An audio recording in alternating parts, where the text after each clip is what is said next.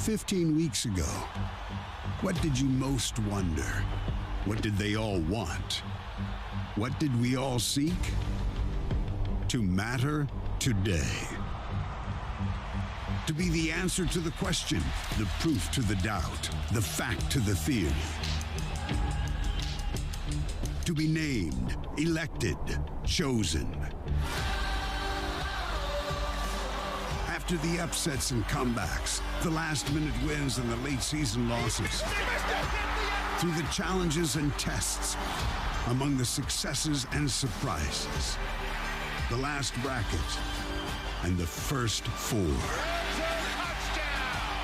Absolute dominant performance.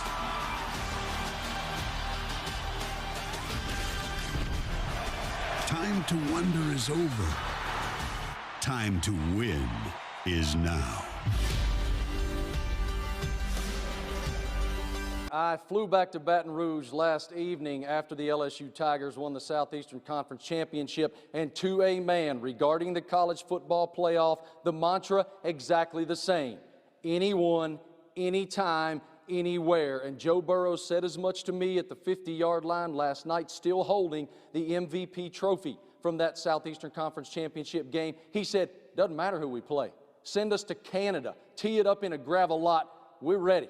Doesn't matter who it is. And I will tell you this. I asked All-American safety Grant Delpit after the game, why are you the #1 team in the country? He said, Joe Burreaux. He's the greatest quarterback I've ever seen. We'll see very soon who Burreaux and the Tigers will face in the college football playoff. It don't matter to us. Wherever they tell us to play, whoever they tell us to play, we're going to get it. We have the top four, so let's count it down right now. Zach in graphics is ready, and here we go. Let's start with number 4. We know this one. Timmy, this is going to be Oklahoma, right? We know this one. Homer. At number 4, all right, here we go. Oklahoma. Jalen Hurts transfers to Oklahoma, senior quarterback, 4 years in the playoffs. The reigning national champions, and it is. Dabo Swinney's team won 28 consecutive games. They have won 2 of the last 3 national championships. It's going to be interesting. And Kirk, you talk about motivation as they're eating their pizza down at Clemson, and we've seen Dabo these past couple weeks motivating his team. Oh, yeah. Talk about the disrespect that they've received. Now, the Ohio State Buckeyes. Ohio State slips from number 1 the last time Ohio State was in the college football playoff. They got a load of Clemson, 31-0. In fact, the Big Ten hasn't scored a point in the college football playoff since Ohio State won the national championship in 2014. And LSU, the Bayou Bengals, making it into the playoff for the first time. They are number 1. We'll go to Atlanta, championship game in New Orleans. Last 3 times we've had a national championship game in New Orleans. LSU has been there. LSU and Oklahoma have some postseason history. And now, Jalen Hurts against LSU again. I got a note on that for you. Go first. Well, you can get your note. Just close your eyes and think about LSU and now where they're at. And just look, the offense and the way that whole team has changed. They've been crazy fans for a long time. Like, LSU fans are nuts. We go there every single year. Now they're losing their mind because they got a legitimate chance to win a national title. It's been fun to watch them grow throughout the season. And I don't think anybody up here is going to say there's a defense in there that can even stop them consistently. I love their attitude. From Coach Ogeron down through the entire Burreaux. team, their attitude has been, let's just get in. We don't care who we play. You're right. The other teams have been talking about being number 1. LSU is coming at that thing like, Anywhere, give us anybody. We're ready to go play. I've become an LSU fan of what Ed Ogeron has done there and their attitude this entire time. And what's strange is that's new for LSU. Absolutely. Because they've been a defense, ball control, field position team. They now are playing with a totally different set of toys with Joe Burreaux, these receivers, the back, and an attitude led by Coach O where they want to step on your throat every single play, every single quarter that they played this year. And now they know they can do it. Yep. For a while, they believed they could do it. And they went into the Alabama game. It's like, hey, let's go. We got it this year. Yeah. Now these guys, you can watch them and see. Burrow represents that, really. Their leader is like. It's funny. Like I'm thinking about how the committee made this decision to flip-flop Ohio State and LSU again, and we talked about splitting hairs and the resumes and eye tests of both LSU and Ohio State very, very close. Appears to me that the committee has looked at LSU, the team peaking at the right time, maybe playing the best football now, getting in over the team that, David, you mentioned earlier, had been more complete throughout the course of an entire season in 13 games. We talked about this is an LSU defense that gave up 38 points against Vandy. 614 yards against Ole Miss. You would think that would go into the evaluation, but I guess having watched them play extremely well against Texas A&M, and then a Georgia offense that was injured and had suspensions, they still gave them a lot of credit for beating what was a top 4 team in the SEC title game, and they've decided that that's now the 4th time we've had a flip at number 1. Started with Ohio State, went LSU, back to Ohio State, now LSU. And Reese, and you've mentioned this to us numerous times, it also depends on who's in the room. And who has to step out of the room. Right. And so when you move teams around, like when you all of a sudden you move a Utah out of it and you put an Oklahoma back in it, and when you start juggling these teams, because of the connections, it also depends on who has to step out when they start voting on this, because the numbers, metric-wise, have been in favor of LSU for the past 3 weeks, even though they jumped Ohio State ahead of them. Then all of a sudden, when the new grouping of teams comes in, the room votes again and they move LSU. Now, I don't have a problem with it, although I am surprised simply because they did move Ohio State ahead of LSU when the numbers were in LSU's favor. You probably look at this now. You have a 13-person committee. 2 had to recuse themselves when Oklahoma was in the group of teams being discussed, Frank Beamer and Joe Castiglione, who's the athletic director at Oklahoma. So you had 11 deciding that. But that's probably not different from the other weeks leading up to it because they had to recuse themselves from that. If you look at that LSU-Oklahoma matchup, I want you to think about this for just a second. Jalen Hurts, the Oklahoma quarterback, has played on 3 teams that have faced LSU, 3-0 against him. And in each of those games, 11 points would have won the game. In 2 of those games, a safety would have won the game. This is going to be a different deal. Not going to happen this time. No, this will be a different deal. The offense on the other team is it's a little different this time around. Okay, so we've got the matchups, Chick-fil-A Peach Bowl, LSU and Oklahoma.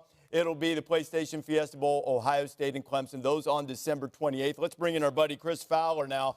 Chris, you look at this, and Ohio State and LSU swapped during the course of the regular season, the number 1 spot. Did you agree with the result of LSU having done enough to move ahead of Ohio State?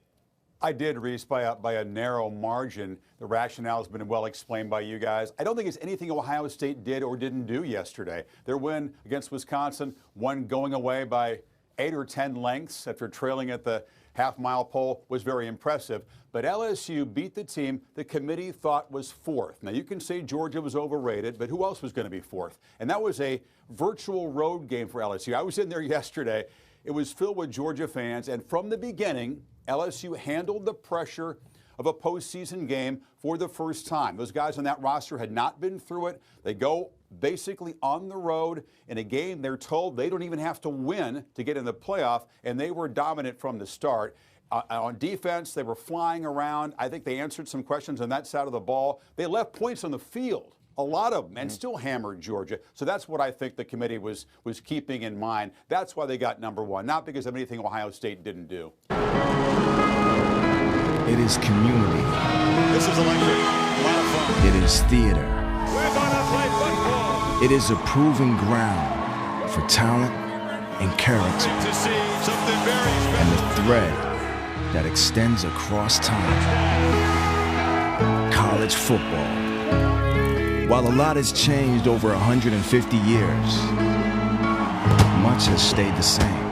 Never seen anybody like him. A century and a half of heart laid bare on the field. Legends making memories. Leaders inspiring dreams.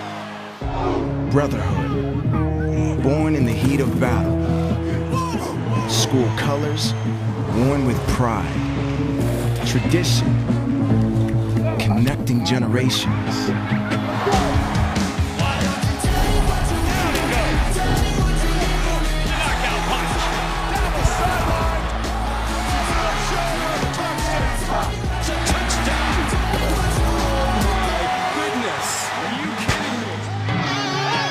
The game may have looked different back then, but football has always been something you feel.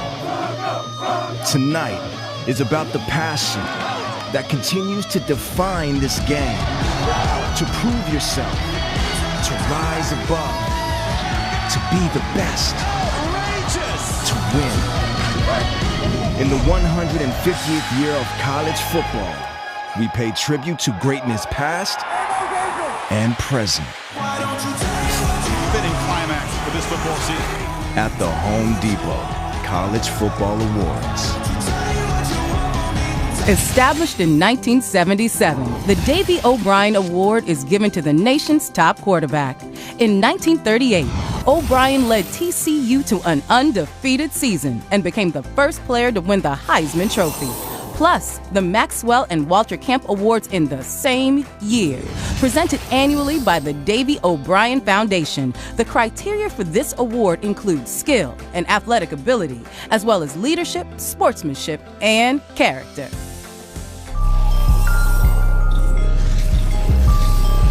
This is the year of the quarterback. What? I got no! Joe Burreaux has made the most incredible transformation. He is the best in college football. Burrow's got time, and he's got 6. This is 2019 LSU. This is Joe Burreaux. It's just too easy right now for Joe Burreaux. I got no excuse. So many quarterbacks with tremendous years and a difficult choice for the voters. But the winner of the 2019 Davy O'Brien Quarterback Award is Joe Burreaux, LSU. Joe Burreaux is the first player from LSU to win the Davy O'Brien Award, is on pace to break the FBS completion percentage record set in 2008. Joe, congratulations, man. You have worked and waited so far just looking for an opportunity. How has that journey helped shape the sweetness of the season you're having? Yeah, I mean, it's super special. I have great people around me, a great coaching staff, so that's the reason I've been able to be so successful. Yeah, all of us are shaped by our experiences. Even the setbacks can be fuel for you along the journey. Talk about how that has helped you get where you are. You know, I wouldn't have changed my journey for anything in the world. I'm grateful for it. I think it's made me better as a person and a player. What'd you like to share at this moment? You got a healthy contingent of LSU, including Mr. Chase, your favorite target over there. Yeah, I mean, he's a great player. I think he's 18, that's not bad. And Coach O, obviously, I'm so happy for him to get Coach of the Year. He deserves it. You are all business, man. How soon after this evening ends, and obviously we're headed to New York as a Heisman finalist, how eager are you to get back in and dive into game preparation? That's your MO. Oh, yeah, I'm so ready. You know, all the awards are nice, but I'm a game plan kind of guy, so I'm ready to get back into it. What flips from the chill guy who's seen walking around the LSU football complex kind of with your head down to when you walk across the field and get in the game, something happens to you? What is it? You know, I think the great people can turn that switch on when they want to, and you know, I feel like that switch can flip for me as soon as I step across those white lines. Awesome. Congratulations. Davy O'Brien's a special thing. Joe, also a finalist for the Maxwell Award tonight.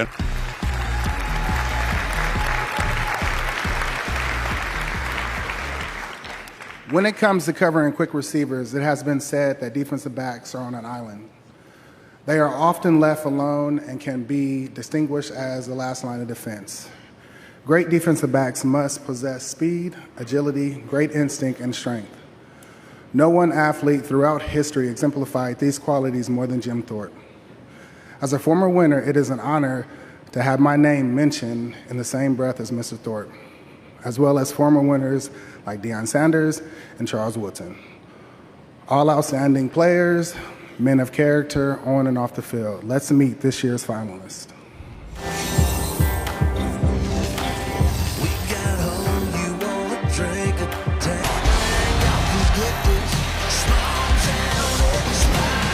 Delpit, who else making the play defensively? Did Delpit hang on? He did. What an interception.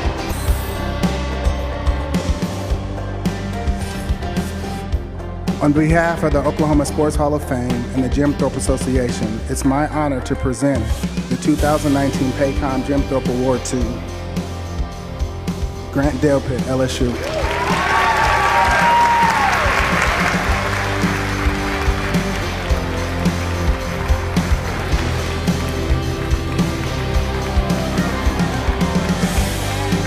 Grant Delpit is the third player from LSU to win the Paycom Jim Thorpe Award. LSU joins the University of Oklahoma with 3 Thorpe Award winners. Grant, congratulations. Yeah, Roy is one of 3 Sooners to win this award, and now you become the 3rd LSU Tiger to win it. Morris Claiborne, Patrick Peterson. What's it like having the honor of rocking that number 7 for LSU? Man, first of all, it's just an honor and a blessing to be here, man. Just be nominated for this award. Two great players in Jeff and, JR. Just truly blessed and honored, man. Give all thanks to God. But as far as number 7 goes, man, it's really a coach's decision. Coach O is one of the best coaches in America, man. Just gave me a number just to make plays. I think I did a pretty good job of that. Yeah, you brought up Coach O, so I'll ask you about him. He's the Home Depot Coach of the Year. You guys are obviously in a great position to make your coaches look good. You come from New Orleans before your family moved to Texas after Katrina, so you understand him. What's it like, the team love for this coach? The team loves him, man. He's a player's coach all the way. I can't say enough good about Coach O, man. People didn't really give him a chance at first. He came out and showed people different. We're not done yet. Another achievement for LSU, because the question of who is the true DBU in college football, this is a thing. This is a real thing. It's a thing between you and Florida in the SEC. Right. Oklahoma can make a claim. Right. USC can make a claim, but 7 first-round draft picks, 6 Pro Bowlers from LSU. Is LSU DBU? We try to let that play through the talking, man. It's a lot of talk around, who's DBU. I know Ohio State has BIA, but we just try to let that play through the talking. I don't try to get into all that. So much of the game is the athletes that play defensive back that I slow down these receivers and these quarterbacks. So it has become a real competition. You're being very diplomatic tonight, but that's classy. This moment belongs to you. Jim Thorpe Award winner, Grant Delper from LSU. Congratulations, man. And the Broyles Award, presented to college football's Assistant Coach of the Year, Joe Brady, LSU. Here to present the Home Depot Coach of the Year Award, the Vice President of Integrated Media for the Home Depot, Melanie Babcock.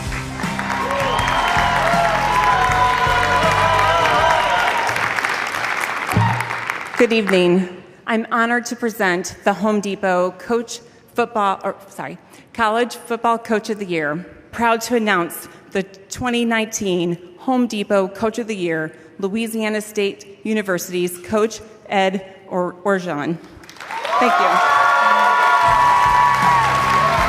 LSU's Ed Orgeron is the 6th SEC coach to win the Home Depot Coach of the Year award, and first since 2013. LSU's 13 wins this season ties the school record for most in a single season. We got some LSU fans back in the student mosh pit. Ed, congratulations. How does a kid growing up in Lafourche Parish, way down deep in the bayou, known for great shrimp and oysters, get to live the dream, coaching LSU, #1, and now Coach of the Year? Just so fortunate. I thank God first. I thank my wonderful family. I thank these great players. They gave so much to this football team and the great assistant coaches. I accept this for our whole coaching staff. These guys come to work at 4 in the morning. They go home at 11 o'clock at night. I believe I have the greatest coaching staff in America. You've always been about your staff and your players. We've talked, though, about you as a coach and how you've kind of grown and improved as a coach and a person to be ready for this position this year. Yeah, nobody writes a book and tell you how to be a coach. You got to go out there and do it, and you got to learn from your mistakes. And then hopefully you don't repeat the same mistakes. I think that I'm able to lead LSU, the place that we always wanted to be, in the great state of Louisiana. We're so proud of what we do in our football team, but we're just getting started. Is this sweeter? Because like a lot of these players, you've had some setbacks. You've had some hurdles you've had to overcome professionally. How does that all play into the man and the coach you are now? Yeah, it's just like life. You got to keep on fighting. You're going to learn from your mistakes, but just don't do them again. You have to go through adversity, but when you go through adversity, you're going to be stronger. First of all coaches ought to be respected by their players, but what is the different feeling having players that both respect you and also love you? Yeah. You heard what Grant said. Yeah, it starts in recruiting. We recruit the families, and we talk about it. We're going to treat them like our sons, but also just like a parent. If you step out of line, there's going to be discipline, and that's what we have in our football team. Absolutely. Great lessons for life. This man's been through a lot and stands here as the Coach of the Year. Coach O, congratulations. Established in 1994, the Biletnikoff Award recognizes the nation's outstanding receiver at any position. It is named for the legendary Fred Biletnikoff, who redefined the position with his uncanny craft and sure hands. The award is presented by the Tallahassee Quarterback Club Foundation, who has provided many millions of dollars in scholarships to North Florida high school seniors who have overcome significant challenges to excel in academics and extracurricular activities. I gotta go out and get it. I gotta go out and get it. Woke up this morning, I looked in the mirror, said I gotta go out and get it. I gotta go out and get it. I gotta go out and I gotta get it. It's Jamar Chase again. Jamar Chase, he's in a chase, and he will take it all the way. LSU looks unstoppable.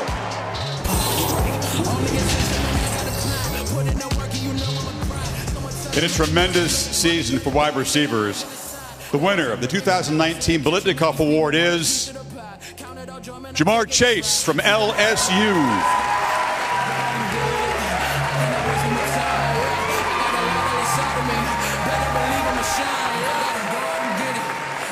Jamar Chase is the second LSU Tiger to win the Biletnikoff and fourth player from the SEC to win the award. Jamar, welcome. Congratulations. I like the kicks. Very strong. You come here representing a brilliant receiving corps, representing the receivers in this sport who had brilliant seasons like C.D. and Michael. What does it mean to represent that group at LSU? I can say it means a lot. The work ethic from the DBs there, there's a lot of competition every day, and just pushing my guys and my guys pushing me. What's been the key for you individually to rise above and earn this trophy? Just play my game, go out there and play every game the same opponent, of course study your opponent, but, play your game. A lot of talent on this team. Coach O's talked about that, but it takes more than talent to get where you guys are right now and trying to achieve even bigger things. What about the love and the chemistry in that group in Baton Rouge this year that sets it apart? I could say a lot, but just being with those guys every day, in the locker room every day, sleeping in those nice beds we have, I think that's how we get along, out there playing shadow boxing games and stuff. It's all about bonding with those guys. You bonded with your quarterback. This is the first time in 15 years that a Davey O'Brien Award winner has thrown passes to a Biletnikoff Award winner. You got to go back to Collins and Ingram at Penn State in '94. Talk about that connection, the guy coming from Ohio State and having 2 great years in the Bayou. I can say it was pretty, not normal when he first came, pretty unique guy of Joe, but... Unique how? That's hard to explain. But, Joe is Joe. I always get that question. Joe is Joe. That's the only thing I can say about him. I hope you're a strong guy, but never, ever attempt to lift this trophy. This is the heaviest trophy in the table bag. It's got to weigh 60 pounds, so take care of it. You got one going home, but do not strain your back lifting it. Congratulations, winner of the Biletnikoff Award, Jamar Chase, LSU. That's 3 awards so far for the Bayou Bengals tonight.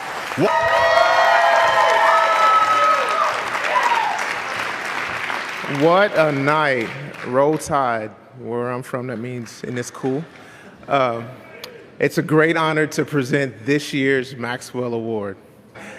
These players will join the ranks of the past Maxwell winners like Tim Tebow, the legend Herschel Walker, and Roger Staubach. Here are the finalists.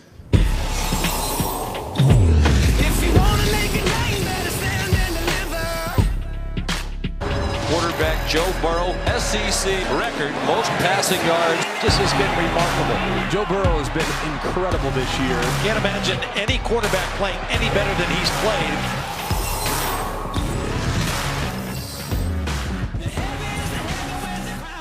And the winner is...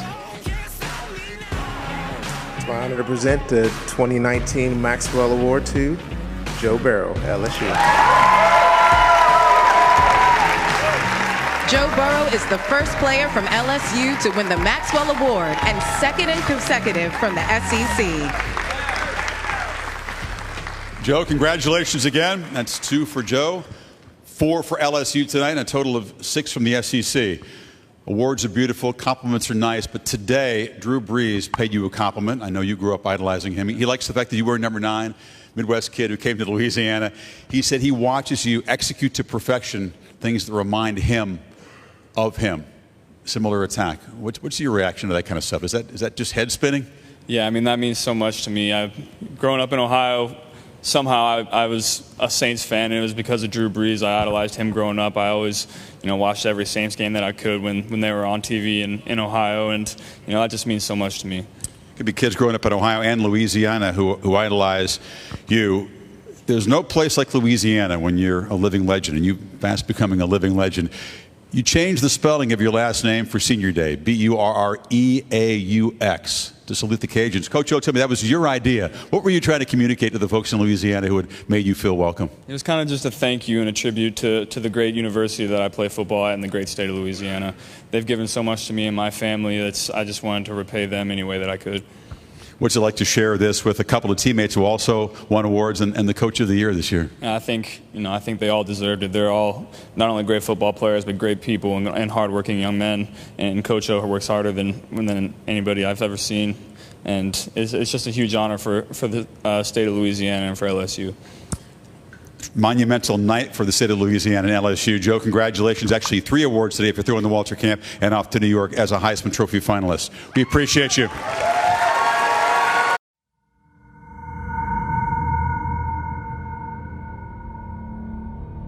Anyone can be a star. Gary Stovall. I'm a break zone. Charlie Alexander. Lynn Dorsey. Matthew. Make a few plays, win a few games, and the spotlight will come. But to be an icon, that's a different story altogether. Icons are timeless. Their star never fades. Their swagger transcends generations. Every icon is different. He's a story unto himself. He writes his own story. He creates his own future. And once you see him, he stays with you forever. They call me bad, and I'll punish you. You ain't my equal, we ain't people, I ain't Joe Burreaux. Johnny, I grab my plate up off the lunch table. I told my mom, might be a Heisman moment right there. Set it off, nigga. Set it off. Don't make us set it off. Set it off, nigga. Set it off. Don't make us set it off. I've been told I wasn't good enough since recruiting. If you're a hard worker, people are going to respect you, and that's all I try to bring to the table. Welcome to the club, Joe.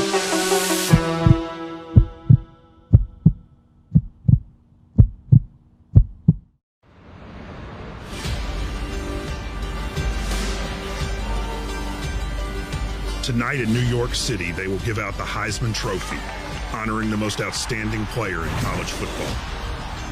For the winner, tonight will give them perhaps the rarest thing in life, a chance to consider both where they've been and where they're going. The trophy will come to mean different things to different people. I want you to know that I'm mighty, mighty happy to accept this trophy this evening. Every football player in these United States dreams about winning that trophy and of this fine trip to New York. Every player considers that trophy the acme in recognition of this kind. When they are old men, they can look back and remember when they were the very best in the world at something. A feeling that stays bright after a trophy is dull. The soaring feeling of having sacrificed and worked and seen those things pay off, that's what it means to be alive. That's why these 4 young men are in New York City tonight.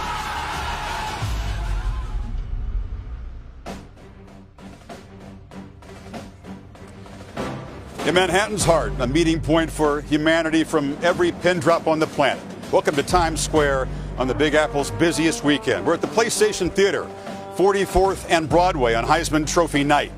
So tonight is it Broadway Joe Burreaux, hoping to end LSU's 60-year Heisman drought. Ohio State's offense and defense are represented. Justin Fields, sensational sophomore quarterback, and Chase Young, the ultra-rare lineman who is so dominant he demands Heisman attention. An Oklahoma quarterback has again earned a ticket here. Jalen Hurts has now led 2 schools to conference titles and playoff bids. A truly life-changing moment ahead for the winner of the 85th Heisman Trophy. So he plays with a chip, an edge, fearless aggression. Joe sweats every detail, has a rare poise that's possible only through meticulous preparation that is self-directed.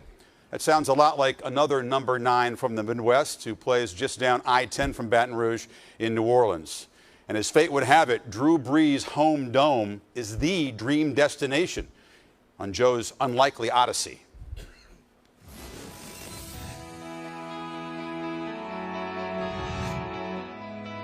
Joe was always ready for his opportunity. with a helmet in his hand since before he could talk. He grew up with the game. His dad, Jimmy, was a coach who played at Nebraska. So did Joe's much older brothers, Jamie and Dan. But when the Lincoln legacy produced no scholarship offer, Joe followed a record-crushing career at Athens High by picking the home state Buckeyes. But buried on the Ohio State depth chart, Burreaux found his next opportunity on the Bayou, becoming LSU's most important recruit ever. Burreaux is the maestro conducting the Tigers' cutting-edge attack and elite playmakers. When rating accuracy, no QB is close. His downfield daggers are deadly, with 19 deep ball touchdowns. Burreaux slings it. He's got it. Touchdown, Tigers! Pass rush, no problem. Joe's at 73% when pressured, the FBS best. Plus, he navigates nimbly to safety with escape skills and sneaky speed, extending plays and running for 33 first downs. Burreaux at his best against the best. Check out the stats in 4 wins over current top 13 teams. All of them changed up their schemes and the coverages, trying to confuse him. It did not work. Now, making magic for LSU 60 years ago was Billy Cannon. That Halloween night punt return against Ole Miss is one of the Heisman moments ever. Post-Heisman, his journey was not always smooth, but Billy Cannon was a generous soul and was always a beloved hero on the Bayou. Now, Cannon's family composed a letter to Joe. He read it on the plane here to New York City. And the LSU faithful went crazy when they saw that picture tweeted out. Tom. It's just the latest example. Joe Burreaux alongside with his mom, Robin, and his dad, Jimmy. Joe, let's start there. How do you explain the connection between an Ohio kid who's become the favorite son of the Bayou? Yeah, I think people respect hard work. And that's all I've tried to do is just give 100% every single time I'm out there on the field. And Louisiana has adopted me as one of their own, and it's been incredible for us. Robin, your husband has had a life steeped and shaped by football. Your 2 older sons played big-time football. How did all of that experience serve you when Joe needed guidance on his journey? Well, certainly all of their knowledge of how the process works definitely helped, and the older boys gave a little bit of a different perspective, and Jimmy and I gave our parent perspective and our own guidance, and we're very happy that things have worked out the way that they have. Jimmy, before this incredible season started, you turned to your son and you made a comment, an incredible comment. First time in 51 years you weren't on a practice field in the summer as a player or a coach. You stopped your career so you could see every moment of your son this season. What's one special moment that perhaps we didn't see? I think just the different games that he played in, and I was able to be at them. So really every game was special to me. It was kind of scary to retire. I hadn't seen a game at Baton Rouge, so really seeing the first game ever at Baton Rouge was very special. And I didn't want to go through Joe's senior year and not be a part of Joe and LSU's journey. And I think that's what my family wanted, and it ended up being a great decision so far. I think it's worked out pretty well, Jimmy. Joe, that sacrifice and that decision, what has that meant to you? It's meant the world, not just to me, but both my brothers and my mom too. I know my mom really wanted my dad to be here last year, but he was coaching and having a great season at Ohio U. But to have him here this year, it's been special. A special season in every way for everyone connected to LSU. Congratulations to you, Joe, and of course to Robin and to Jimmy. Maria? Yes, Tom, a special season indeed. Joe Burreaux has rewritten the history books as we know him in the SEC. He's dazzled us all season. He's dazzled you, Coach. But what was the moment or the game when you knew he wasn't just elite, but he was Heisman worthy? You know, two years ago when we beat Georgia, Joe took over. That was his team. And then this year on 3rd down and 17, when he made that play against Texas, I thought we'd go undefeated. I thought we had the best player in the country. And it's been proven. You've been proven correct. 13-0 now later. Thank you so much for your time, Coach. Congratulations on being here as well. Go Tigers. Coach Joe told me that Joe lost his phone the week of the Georgia game. He didn't care. He was so focused. We got a game to win. I don't need my phone. That says it all. Let's welcome back to the stage these 24 Heisman Trophy winners. They'll gather once again and welcome in the winner of the 85th Heisman Trophy. Yeah, big muscle. Strike a pose for me. The winner has to give a speech. And not just any speech, but a way to thank all the people who made this evening happen, who believed in them and encouraged them. Whoa, look at that. Who taught them how to stand in a pocket, who drove them to practice, who sat up with them on those stressful nights before games. So all 4 of these young men sat down at some point in the last few weeks and tried to come up with a list of names to thank. Maybe this is the first time they've taken a moment to consider the magic of this fall. If there's a time, if there's a place, the time is now. Find a saving grace. I'm more than fine.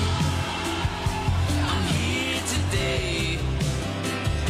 The time is now to find a saving grace. So 4 young men are here tonight, and like the legends beside them once did, they all have a folded piece of paper in the pocket of those new suits. Thank you with all my heart for giving me this trophy, and to my coaches and my teammates who made it possible for me to receive. If I could dedicate this trophy to him tonight and give him a couple days of happiness, this is worth everything. I'd like to thank my family, my mother and my grandparents are sitting right there. You guys made sacrifice after sacrifice just so I could chase my dreams. Soon it will be time to stand up, compose themselves, and thank the village of people who gave life to their dreams and carried them to tonight. How are you supposed to put such gratitude into words?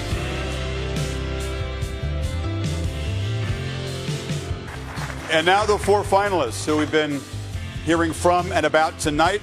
Look at those 4 very youthful faces at the top of the screen.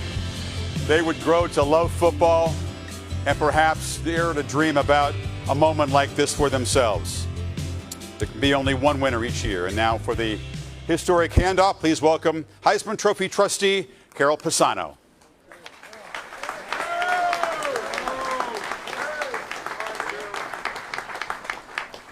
Thank you, Chris.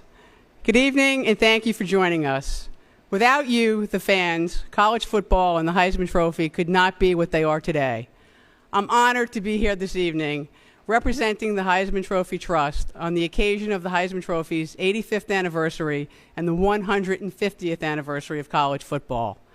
Congratulations to our 2019 Heisman Trophy finalists for their incredible feats on the field this college football season. Thank you for sharing your talents with us each week. We have so enjoyed watching you and following you in this year's Heisman race.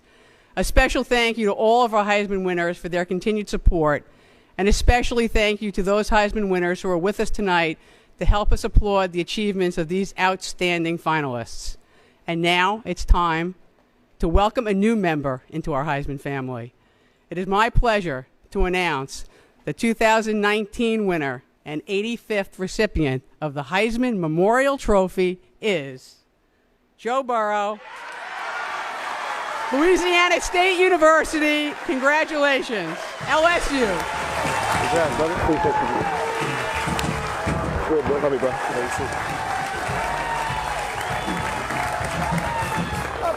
So proud of you.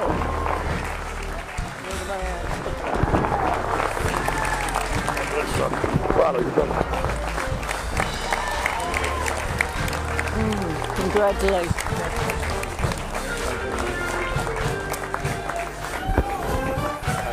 Love you.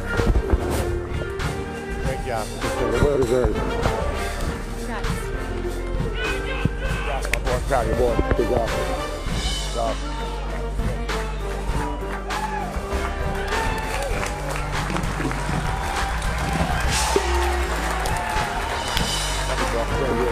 Proud of you. Proud of you.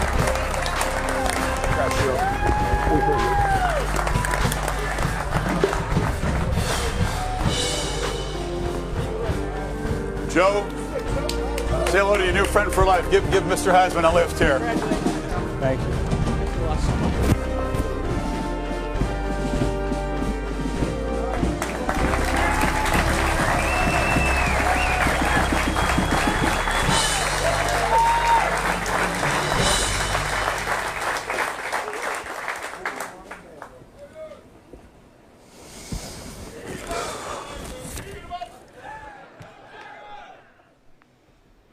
Whew. No, I think the first thing I want to say is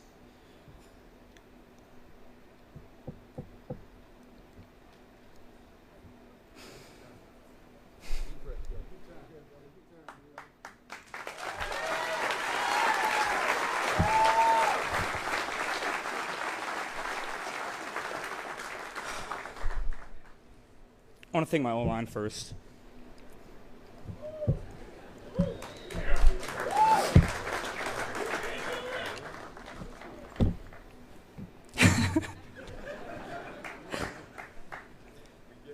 Sadiq, Adrian, Ed, Lloyd, D-Lou, Austin, Badara, Thad, our tight end with the chips, for guys like Chase.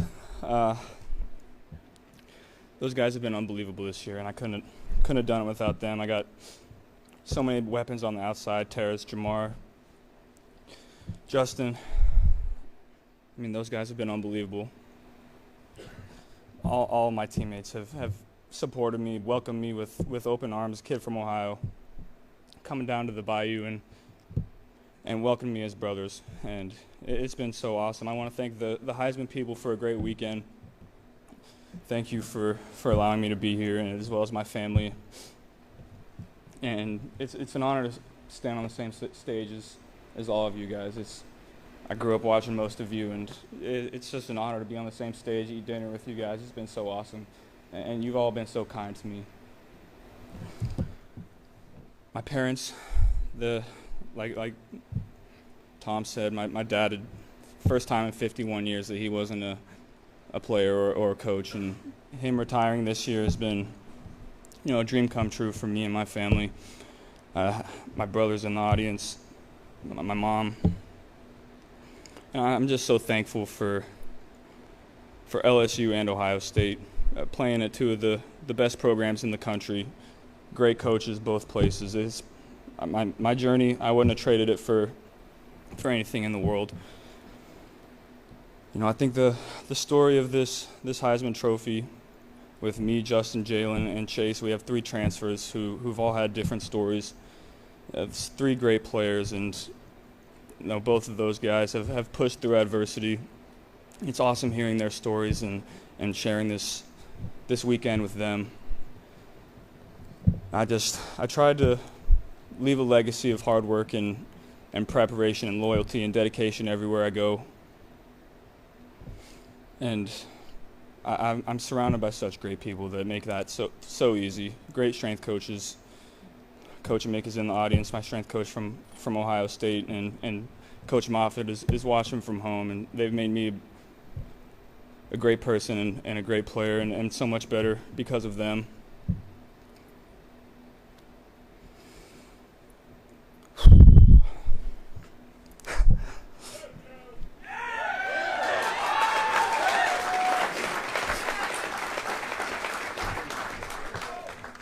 Coming from Southeast Ohio, it's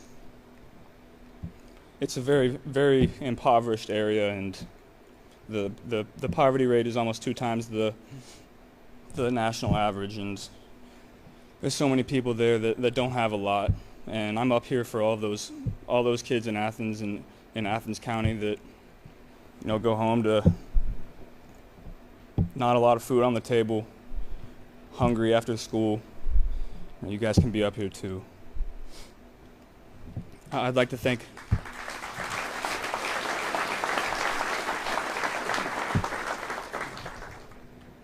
Louisiana, the entire state.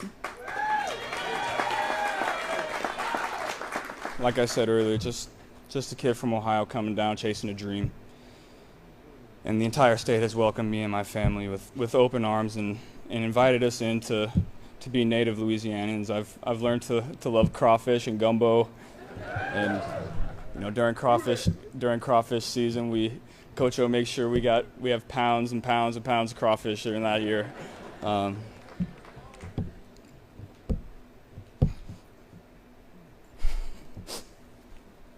Coach O.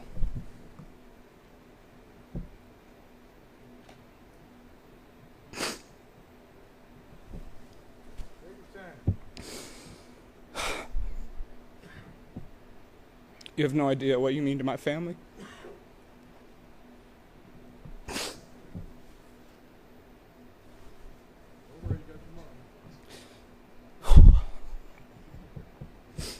I didn't play for 3 years. You took a chance on me, not knowing if I could play or not. And I'm forever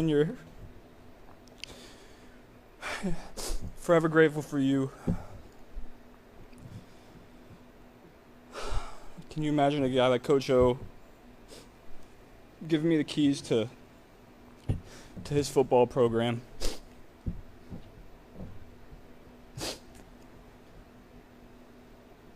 He just means so much to me and my family. And to LSU, I sure hope they give him a lifetime contract. He deserves it.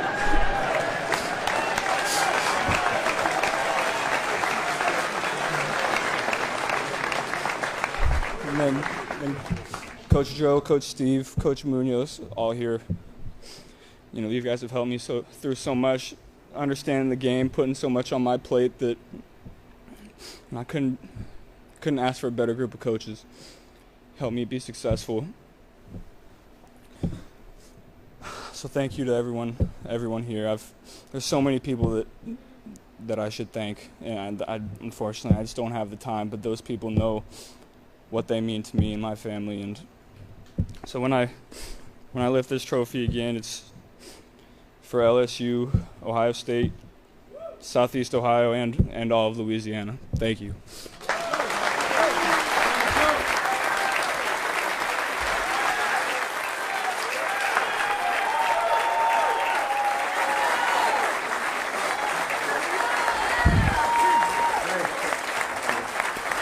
You got good. Great job. Good job, man. The speech is better than your season.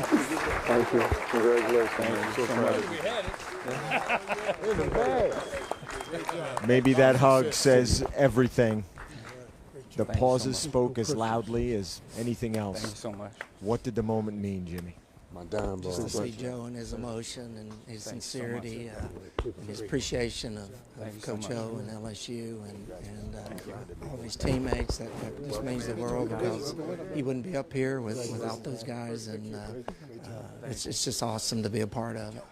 To sit back, see your son walk up there and handle this moment, what does a mom's pride say?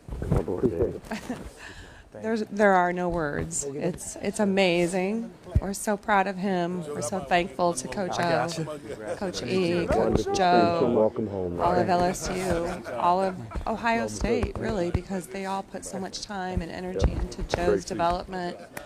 And we're so thankful for Joe, his opportunity, and his teammates. Congratulations to you and the whole family on a spectacular night. Maria? Yes, sir. Thanks, Tom.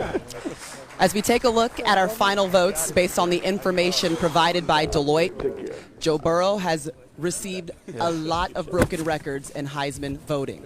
For the highest percentage of possible points, Joe Burreaux received 93.8%, which breaks the record held by Troy Smith, who received 91.6%. All right. Burreaux also received the highest percentage of first-place votes won. With 90.7% of the first-place votes, he breaks the record held by Troy Smith, who received 86.7%. Burreaux was named on 95.47% of the total ballots, the highest ever, surpassing Marcus Mariota, who received 95.16%. And Burreaux received 1,846 more points than runner-up Jalen Hurts. That's the largest margin of victory in Heisman history. He was also winner of the Nissan Heisman fan vote. Chris? Maria, thank you. Folks getting to know Joe, thank you so much for your example. Thank you for sharing your heart and your story, and thank to all the finalists for sharing their stories and the example they have set. It's been a tremendous, tremendous evening. One day, years from now, when your youth is gone, when the trophies have gathered dust, and your cleats lay unused for years, all that will be left is memories. Even those, some of them will abandon you. Stories in which you were the star will seem like they happened to someone else. Time takes almost everything. But this one, the one all covet and few claim, the one that turns men into myths and stars into statues and separates heroes from legends, time cannot touch it. It is immortal. The 2019 winner of the Heisman Memorial Trophy is Joe Burreaux, Louisiana State University. Congratulations, LSU. Congratulations, Joe. And percentage of the vote, look at that, LSU getting 50% of the vote to be the last team standing. All right, Chick-fil-A Peach Bowl, that'll be the first college football playoff semifinal today. Who wins it? Oklahoma's defense comes in shorthanded because of injuries and suspensions. They can't do anything with that offense of the Tigers. I got LSU winning big over Oklahoma. LSU's going to win this game, but closer than the experts think. Watch Oklahoma jump on them, and LSU rallies. Closer than the experts think, LSU. I'm a big believer in LSU this year. I've loved them all year, love their offense. But on the banquet tour, hearing all about how great they are, how they're going to blow Oklahoma out. Their fans are already in New Orleans. They're already at the national championship game. That can have an effect on this game. And OU is angry. That mentality keeps it close. But at the end, I'm with you, closer than people think. But I like LSU to win the game.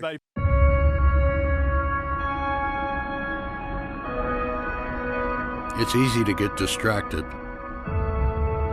All the accolades, all the expectations, they can make you feel like you have something. Like the job is finished, the work is done. Tigers claim their 12th SEC championship. This moment belongs to you. Jim Thorpe Award winner, Grant Delbert from LSU. Recipient of the Heisman Memorial Trophy is Joe Burreaux. You know better than that. LSU and Oklahoma. As a famous author once said, never settle. You know what fades away, and you know what lasts forever. Talk will get you nowhere. So don't believe it. The job is far from finished. So finish it.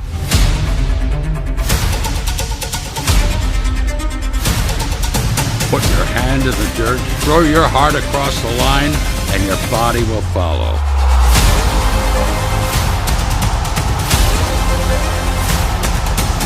Down the middle, intercepted. And he'll score! He's in for the goal! Touchdown, Tigers!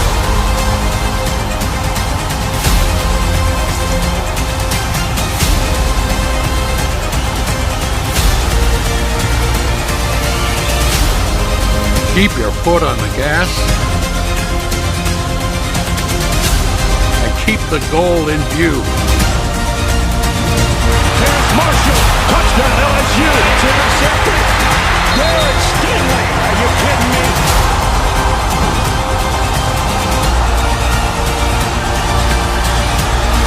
Victory for LSU.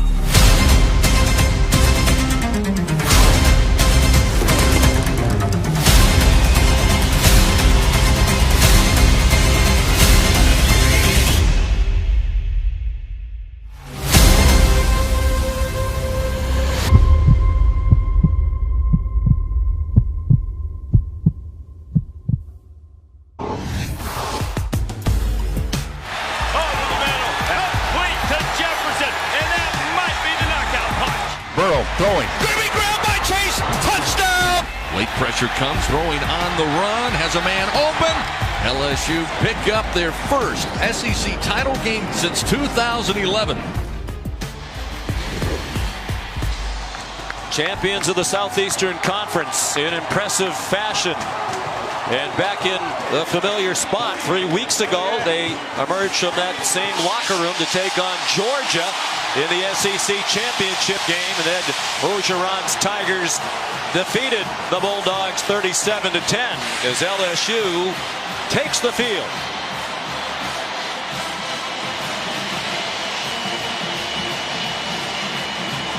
Averaging less than 17 yards per return. They're 116th in the country. And as usual, it's a touchback for Atkins. 84%. So effective the second half of the season. Powerful 218-pounder. Looking to throw it in trouble. Wrapped up and down in the arms of... On the ground with Kennedy Brooks, and he's stacked up by a... Chris Curry gets the starter running back. Wide open is Thaddeus Moss. Chopped down after a first half of the year.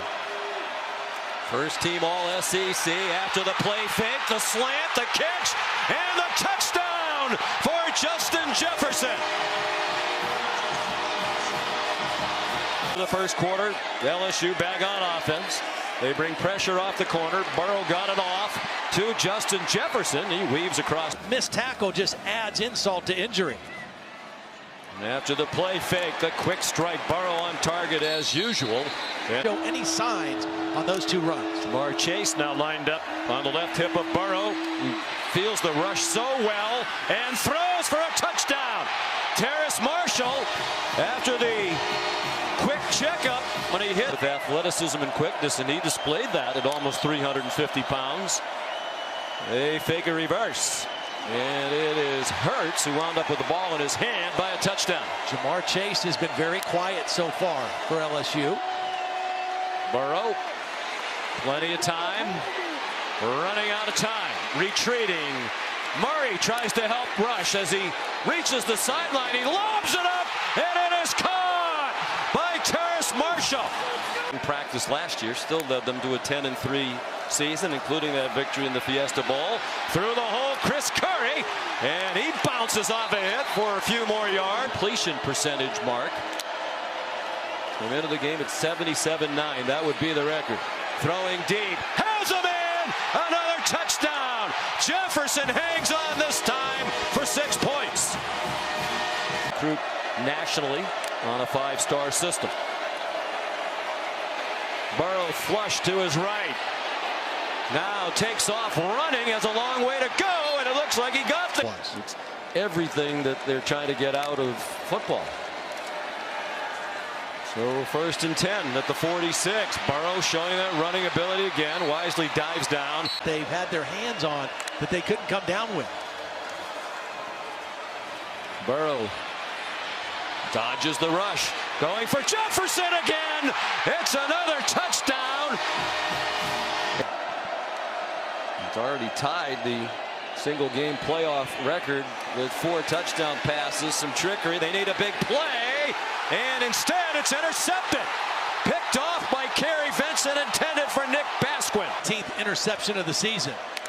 This is Jalen Hurts' 7th career game in the playoff. That's the first interception he has thrown. Of course, the other 6 were with Alabama. Ensminger was among 5 people killed in a plane crash near Lafayette, Louisiana. Good catch. Burrow stepped up into the pocket, on target again. Here's Jamar Chase, tripped up a football game, and it's a huge one on 3rd and 17. 22-yard gain. Burrow deep again, on target again. Jefferson again, touchdown again. Game. And this is without Clyde Edwards-Helaire really being a factor. Big rush by Chason, and he takes Hurts down back inside the 25. And see if they can just force Joe Burrow to throw underneath.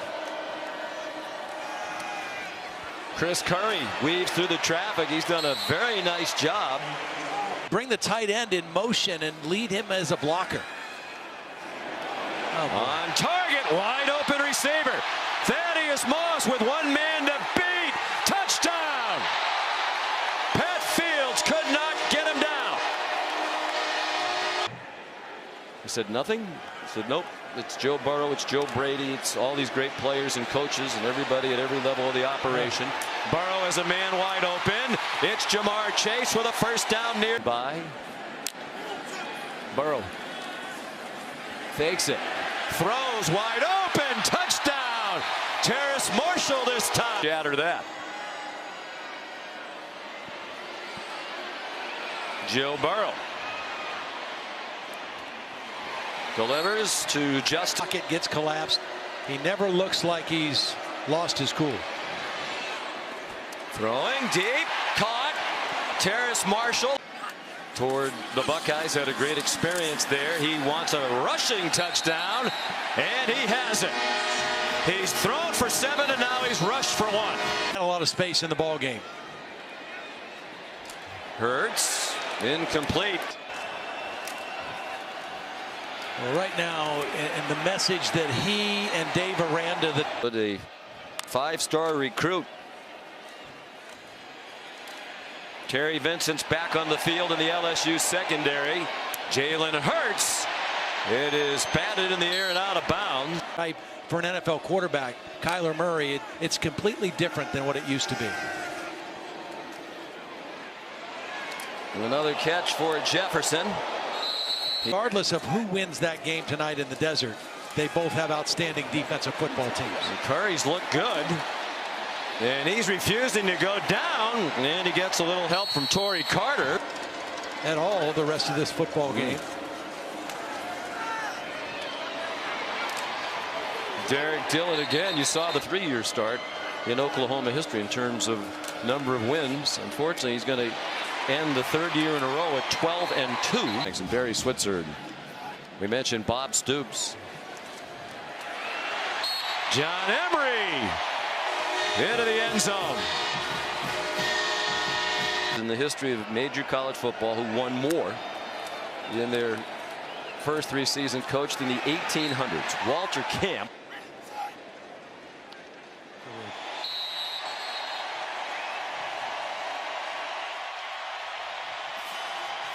And LSU is going home to New Orleans to play for a national championship on January 13th.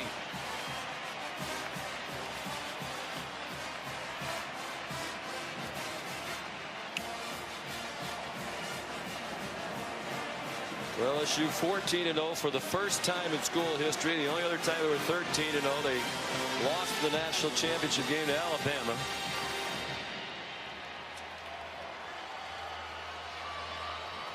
God bless the Ensminger family and Carly McCord's family, and may she rest in peace.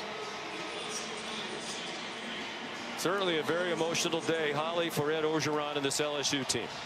That's right, Coach Orgeron. You're taking your team back to Louisiana for a chance at a national championship. How does that sink into you right now? You know, it hasn't sunk in yet. I'm just very proud of our football team, very proud of our coaching staff, very proud. Hey, way to go, my man. Yeah, congratulations to you. Very proud of everybody in our organization. I think he's going to sing in tonight. We're going to enjoy this victory, and then we're going to press on. How proud are you of your team? It's been award season, lots of awards, lots of individual acclaim, that they could focus in on this moment and get this done today. You know, we didn't skip a beat. We didn't blink. We put it aside. We focused in on the task at hand. We came here. This is a playoff game. This is not a bowl. Our team was very focused. We got great leadership and great coaches. For a boy from LaRose, Louisiana, what does it feel like to go across the bayou and play for a national title? You know, it's something we always dreamed about. It's going to be a special night for everybody in Louisiana, but this is always going to be about the team. Coach, I know it was a heartbreaking day for the team today. What did you say to your kids and to Coach Ensminger before this game? You know, Coach Ensminger and I addressed it. We didn't have a long time to talk, but he's getting the game ball tonight. What a tremendous, tremendous LSU Tiger. He called a great game tonight. Thank you very much, Coach. And now let's check in with Laura Rutledge. All right, thanks, Holly. Joe, you're responsible for 8 touchdowns in this game, 7 of them in the first half alone. You dreamed of playing on stages like this. What was it like tonight? Yeah, it was a lot of fun, but this was expected from us. You know, we expected to be here from the jump, and you know, we've worked so hard for this moment. We just got to finish it off. You mentioned finishing it off. You will go now to New Orleans to play for a national championship. You've had your name spelled in the Cajun spelling on your back. You've carried this state on your shoulders. What will this mean to you? This is going to be a lot of fun. You know, we've worked for this for a long time. I know Coach O is ready for it. Our team will be ready for it. All right, thanks. Thank you.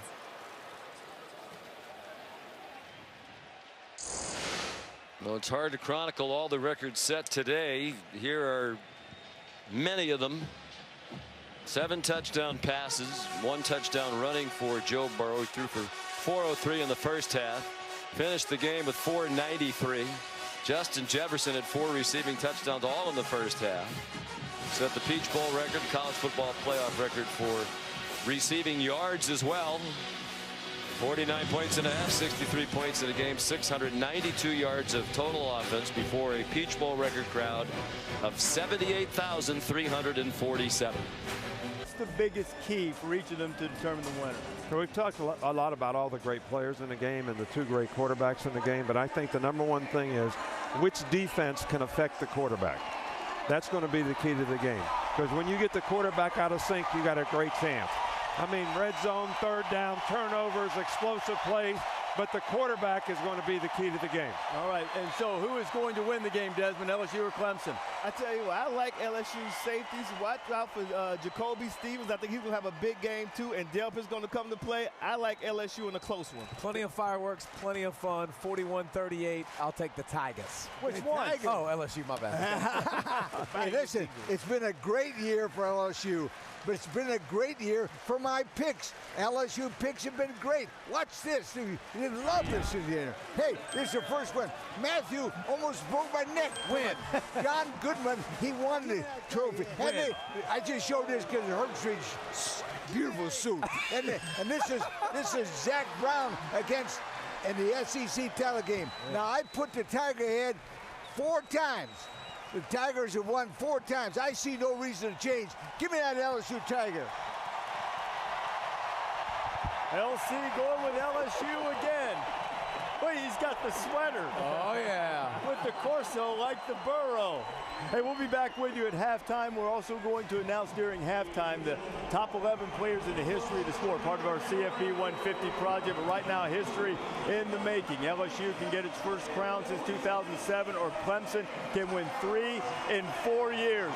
LC says it's going to be LSU, but will it be? Just about set for this showdown in New Orleans for the national championship.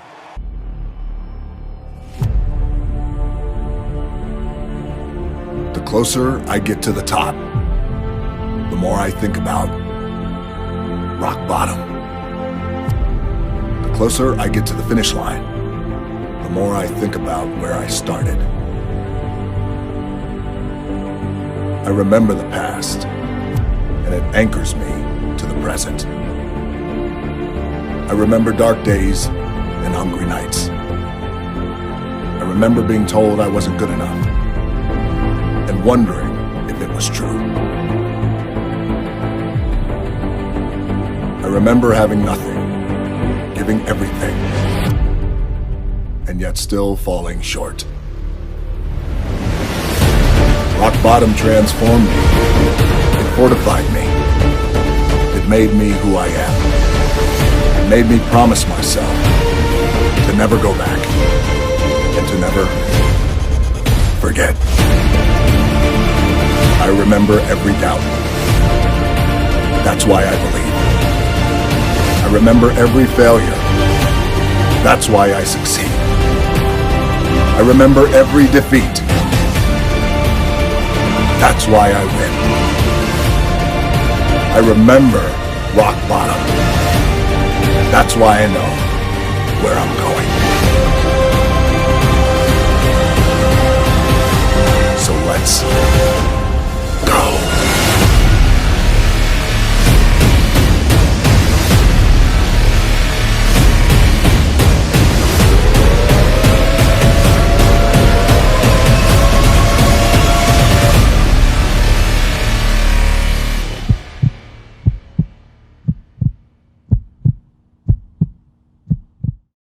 It's a foggy night in America's most festive city, and inside this monument to mega events, the Superdome, we are ready for the college football playoff national championship game presented by AT&T. A collision of unbeaten LSU, unbeaten Clemson. What a quarterback showcase. Trevor Lawrence, tall and tough, and 25-0 as a college starter. Joe Burreaux, the landslide winner of the Heisman Trophy, also perfect as a starter. Clemson, the defending champion, seeking a 30th consecutive victory. And LSU on home soil, hoping to cap a perfect season. They survived very different semifinals. Clemson clawing from 16 down to conquer Ohio State. LSU clobbering Oklahoma by 5 touchdowns. And welcome inside the Superdome. Chris Fowler and Kirk Herbstreit, we are thrilled to be able to bring you the CFP National Championship game together for the 6th time. And inside this building, Kirk, which has been buzzing for an hour, it's all set up. LSU hoping to cap what's been a magic carpet ride of a season, supremely confident. But there's Clemson, the toughest out in college football the last couple of years, trying to reach the Mount Rushmore of college dynasties with a win tonight. That would be a dynasty. If Clemson were able to cap off the 2019 season with a win tonight, 3 of the last 4, that's as good as you're going to see in the modern era of college football. And how about LSU? What a story that they've been, especially their offense, most prolific offense I've maybe ever seen. And it won't be remembered unless they win tonight. So a lot at stake for both these teams. We are built for this. This is what we do. Get that heartbeat going. Let's go. One team, one heartbeat. We made it to the title game, and now we got a chance to prove a lot more people wrong. You know, it's years of hard work that culminate in one moment. Get that eye of the tiger. You put that heart of a champion on full display tonight. I feel like there's no doubt that we're the best team. Best out of football. LSU Tigers going to war. 1, 2, 3.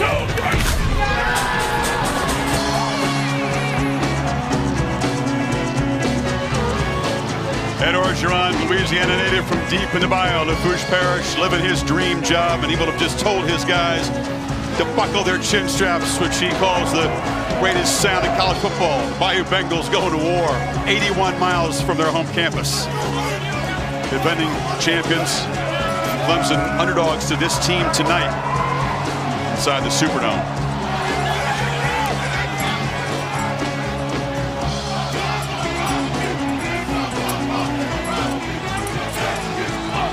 Can they harness the energy and the emotion and not be overwhelmed by it?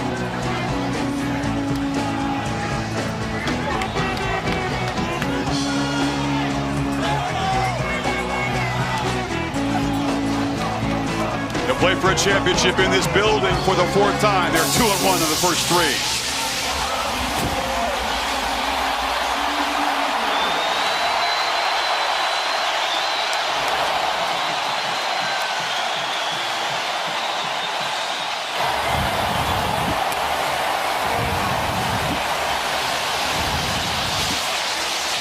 They're so charged up, they knocked over the photographer on the way onto the field. Confident football team. Understatement. Yep. Clemson, a more quiet assurance. Trevor Lawrence, the performance he put together with an upset stomach. The championship game a year ago against Alabama. They love being the underdog. Relish this role, does Dabo Swinney.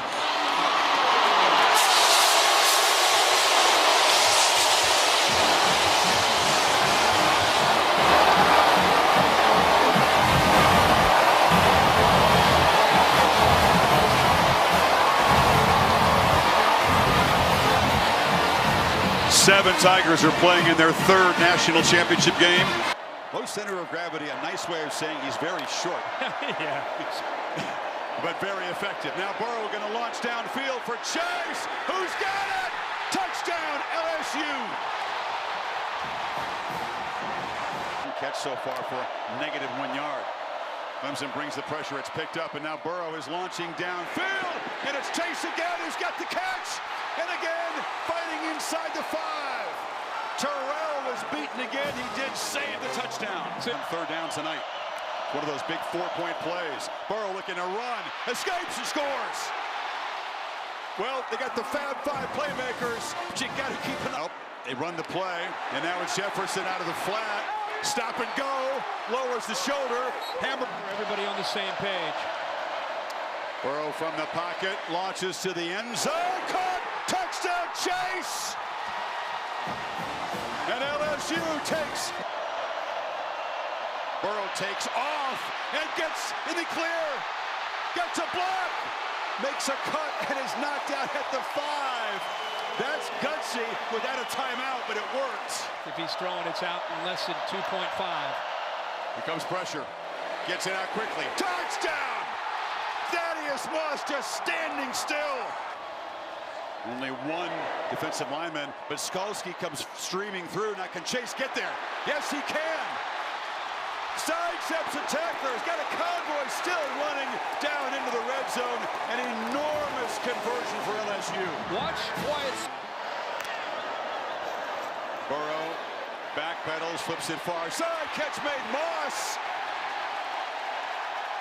Is he in? No signal. Touched.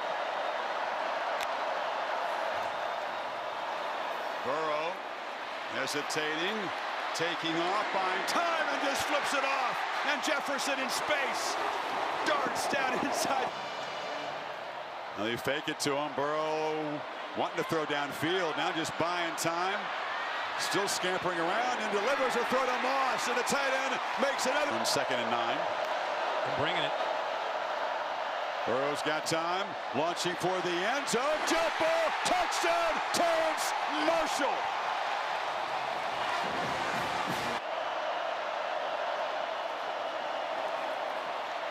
Flushed again, has room, makes it cut, pays the price, lost the ball. Lawrence coughs it up at the end of the run. LSU's got the football, and they got one hand on the trophy. Tough to replace.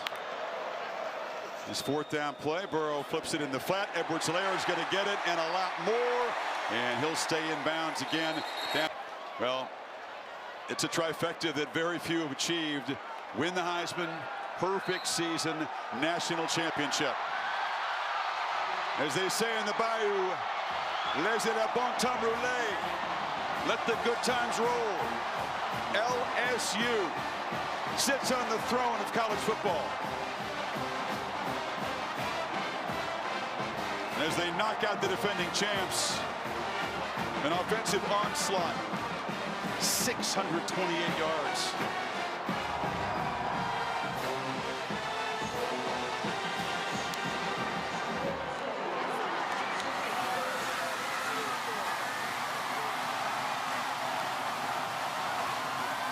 And the supreme confidence, the swag of this team in white, purple, and gold. They backed it up tonight. They came in. I've never prepped for a game of this magnitude and felt a team as confident as LSU coming into this game. Me neither. Ever. And you didn't know if it would blow up in their face or if it would end up being true. As you see, they had a feeling of what was going to come tonight. The confetti shower inside the Superdome, and somewhere down there, Tom Rinaldi with a happy Coach O. Chris, thank you very much. Ed, everything you've been through, all it took to get here.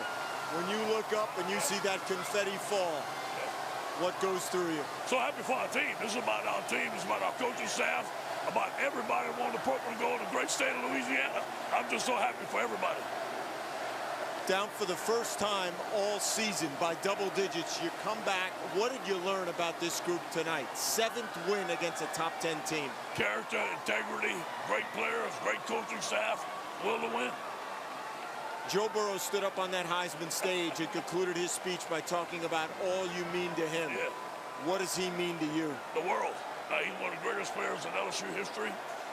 He's done so much for the state of Louisiana and LSU.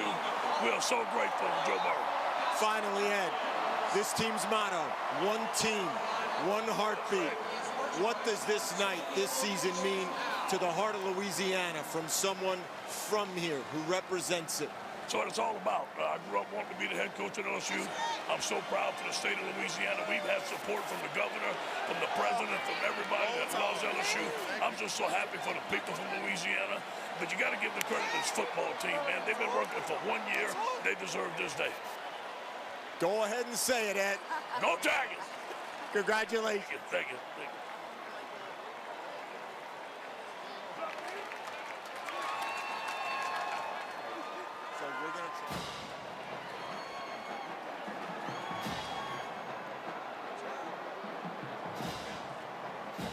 Well, Joe, you said that winning the Heisman didn't mean much. It was this national championship game and bringing that title back to Baton Rouge. What does it mean to say that you've finally been able to accomplish that here in New Orleans? It's years of hard work paying off. This is an incredible moment for our program, for Baton Rouge, for Louisiana. This is just so special. I'm kind of speechless. You guys allowed Clemson to strike first, but you never flinched. Where did that confidence come from to know that you were going to get the win here tonight? We thought we got down, I think it was 17-7. We never flinched. We knew what we had. We had some tough breaks getting backed up inside the 5 a couple of times. They had a really good plan early. And, once we figured out what they were trying to do, our coaches put together a great game plan at halftime, and we started to roll. We saw you coming back early from halftime, but you took a big hit going into the locker room. What allowed you to battle through that injury? There's no other option. This is a national championship. That's all. I wasn't going to go sit on the sideline, that's for sure. Coming into this season, your dad retired to watch every single game, and he's been in the stadium celebrating with you. What does it mean to be able to win this national championship in front of him? My dad won a Grey Cup in Canada, but there was kind of this Burrow curse. My brother lost the national championship. My dad lost a couple of Grey Cups. I lost a state championship. Both my brothers lost state championships. This is kind of our first one, so this is super special. Well, I see you haven't put the ball down, and after you threw your 5th touchdown pass, we set a record for national championships. You pointed to the ring finger. Do you know what size ring you wear? 10.5. We already got fitted for him. All right, well, it'll be coming soon. Congratulations, Joe. Thank you. Wait a minute, they already got fitted for the championship rings? We said they were confident. Hey, this is about you. Everybody got that? Sir. It's about this football team, about your character, about your heart, your grit. No going out all freaking season. We will now be mentioned as one of the greatest teams in college football history. Way to go, man. Sir. And you know what we did? We took it one game at a time, man. And we didn't blink. No matter what happened, guys, you never blink. You guys understand that? Thank you, man. This is what y'all did. Thank you, man. This is what y'all did. Thank you, man. Let's go. Thank you, Talk to him. Thank you, man. This is what y'all did. Let's go. All right, there you go. And the Tigers of LSU, a team of destiny and a team for ages, celebrate on the field here tonight in New Orleans inside the Superdome, capturing the national title. Yo, man, there's a lot of brothers out there flaking and perpetrating, scared to kick reality. Yo, man, there's a lot of brothers out there flaking and perpetrating, scared to kick reality. Get the gas up. Get the gas. Get the gas. If you got to smoke them, that's what they say. Get the gas up. Load it up. Get the gas up. Load it up. Get the gas. Get the gas. Get the gas. Till the third wall posse, till the third wall posse, get the gas, till the 10th wall posse, till the... I want to start with you because I thought you did a masterful job last night on SportsCenter of painting the picture of two supremely confident teams, and you made it clear that this LSU side felt like they could win it. I don't know if they thought the plan included absorbing those types of punches. What did it tell you guys that they were able to take those kind of shots and then ultimately land the haymakers of their own? Well, they backed up their swagger, and it was built on a strong foundation. They had been so dominant all year long. They really didn't believe Clemson could hang with them. I don't think they're surprised by the 17-point margin. I mean, Burrow, I think, probably had the kind of night he thought he would after a slow start. The defense answered some questions, too. This was a complete, comprehensive win by LSU. Wasn't a one-man show by any stretch.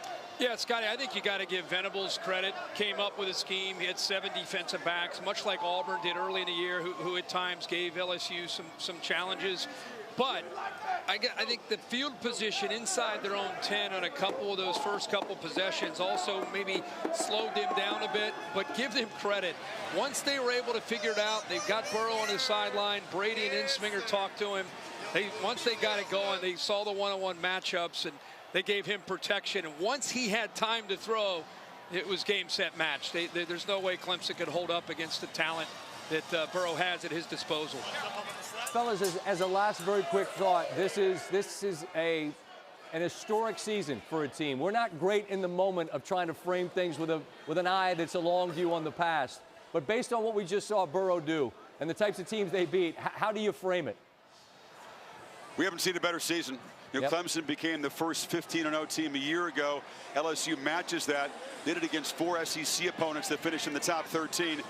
Absolutely demolishes the Big 12 champions, and then they dethroned Clemson here pretty emphatically. And I think we're going to remember this season by this team and by Joe Burreaux, who is going to achieve immortality like very few players in the history of this sport. LSU, Heisman, undefeated season, championship in New Orleans. He will just walk across the bio for the rest of his life. And I think what you have to add to that, Scott, is style. The style in which they did it. This was not a defensive-oriented team that won with defense and ball control, old school LSU. It was the style that they did it with. So this is the most prolific offense I personally have ever watched, ever covered.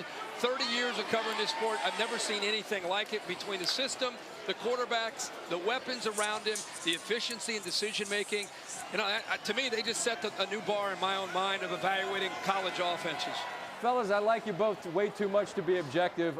You guys are great at what you do, and I appreciate you. Well done tonight and all season long. Travel well wherever you're going. I look forward to crossing paths somewhere down the road soon, I hope.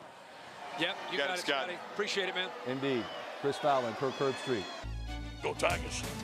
This is a guy, and I've got one big thing coming on him, who is easy to turn into the punchline, a caricature, ripping his shirt off, this, that, and the other thing. He's got that gravelly Cajun voice. What a great sign, 15-0. But now in his home state, the state that he adores, holding the trophy that means the most in this sport, handing it off to the man that, as Chris and Kirk just explained, had a season like we've never seen in the sport. And what does LSU accomplish along the way? 7 wins against teams that were ranked in the top 10 when they faced them. That's 2 more than any team's ever had.